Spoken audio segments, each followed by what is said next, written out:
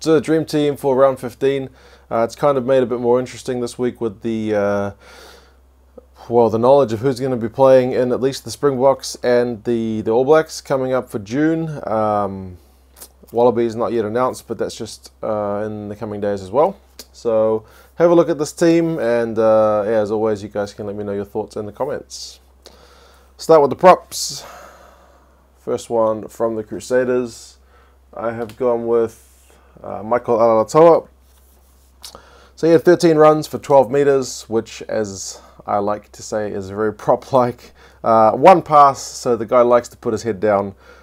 He beat one defender, 4 out of 5 tackles. Most importantly, scored a try, which we always love to see the props do.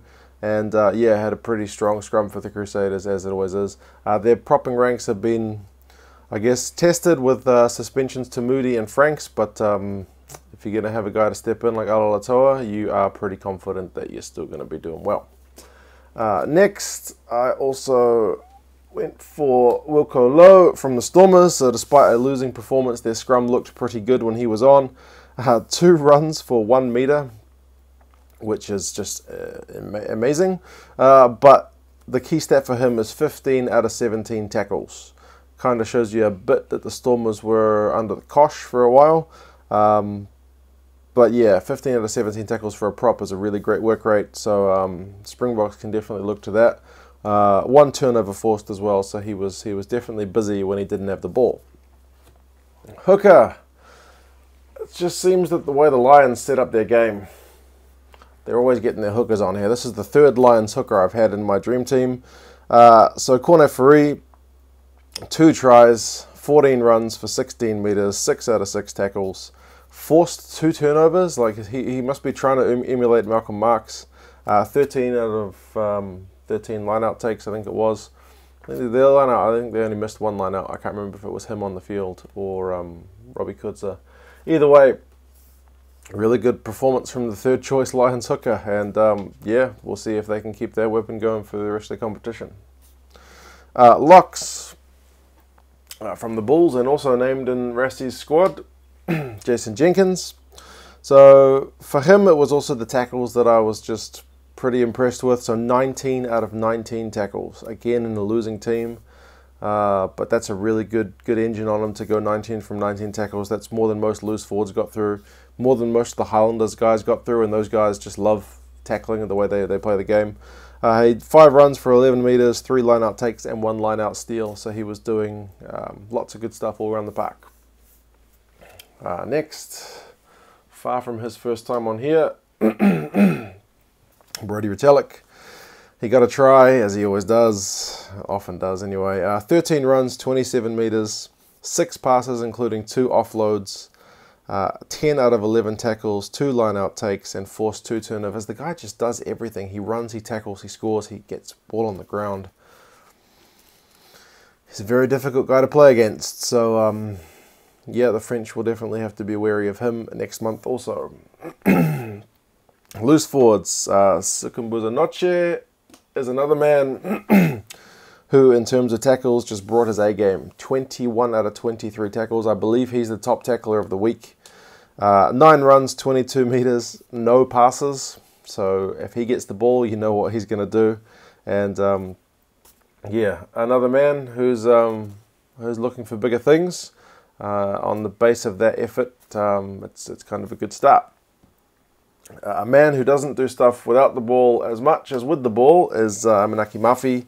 1 try, 20 runs for 116 meters, which is more than most of the outside backs got, to be fair. Beat 4 defenders, made 11 out of 11 tackles, so even without the ball he was pretty good. 2 line breaks, 1 line out take. Unfortunately, he did give away 5 penalties, which probably should rule him out of this team. 5 penalties is getting stupid, but if he can clean up that area of his game, he's pretty much the perfect player. But he's a fiery character, and it's that kind of drive which probably allows him to do some of the crazy stuff he does. But still, 4 defenders beaten. Very good effort, aside from the penalties. Next, and another sub. Liam Squire came on. He scored a try. If you haven't seen his bump off of Moses Sorovi, you should watch the highlights of the Highlanders Reds game, because he just went through him. It was almost comical, just like a bulldozer. Like, it was like he wasn't there. He just tucked his kind of arm under and just went boom. It was I feel sorry for Sorovi, because that must have been sore. 8 runs, 29 meters, 5 out of 6 tackles, 1 line break, and 2 line out takes.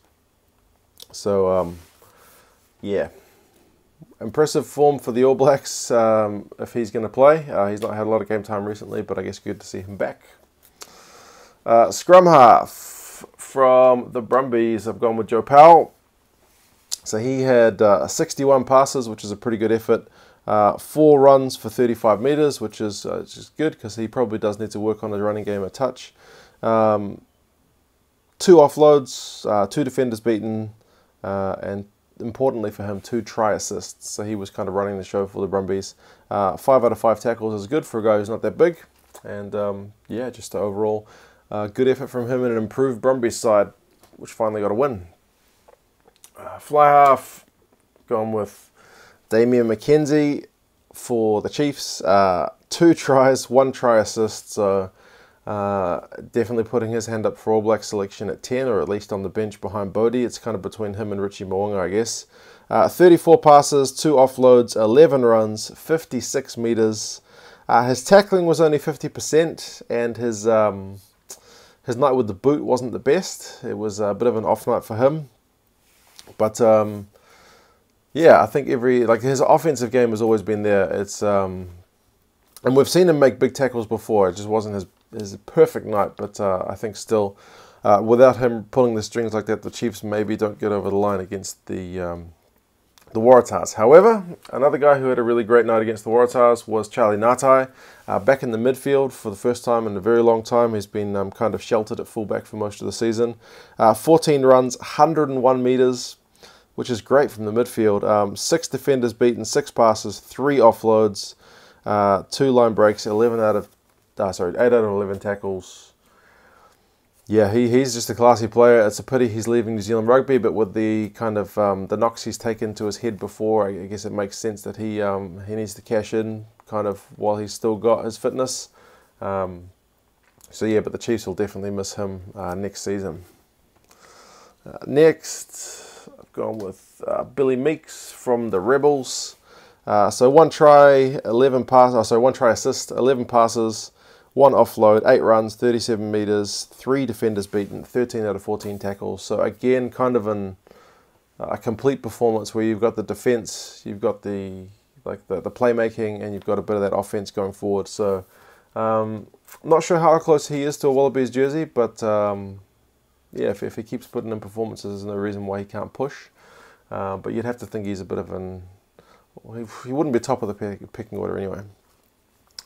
Next, in the outside backs, I've gone for Ramiro Moyano from the Jaguares. So 3 tries, 1 try assist, 13 runs, 120 meters, 5 defenders beaten, 6 clean breaks, 6 out of 7 tackles.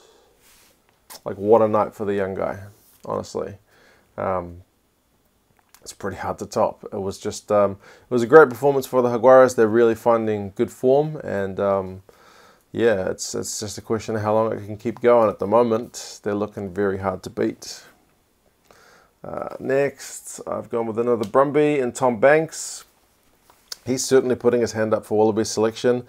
He got a try, which was an amazing bit of gas. Like, acceleration from the guy was just huge. If you haven't seen the highlights, I recommend having a look at that, because it was a real game breaker at a key moment in the game as well. So 10 runs, 109 meters, 8 defenders beaten, 3 clean breaks, and yeah, he just really broke that game open. I think without him and his performance, also perhaps the Brumbies don't get over the line, because yeah, that really put them on the front foot. Lastly, I got another Rebel here, Marika Korobidi. He's probably a shoo-in for the Wallabies. 3 tries, 5 runs, 91 meters, 4 defenders beaten, 3 line breaks, 4 out of 6 tackles. I know they were only playing a Sunwolves B team, but you've still got to put in a performance. There have been plenty of teams this season when they've been a strong team going up against a lesser team and have not really done the business. But the Rebels, while it wasn't a perfect performance, they did enough, and Marika was certainly putting his best foot forward as well. So yeah, that's the team. As always, there's a few guys unlucky not to be here. But yeah, you guys leave me your thoughts in the comments on who else you thought could have made it. And yeah, I'll talk to you again soon. See you later.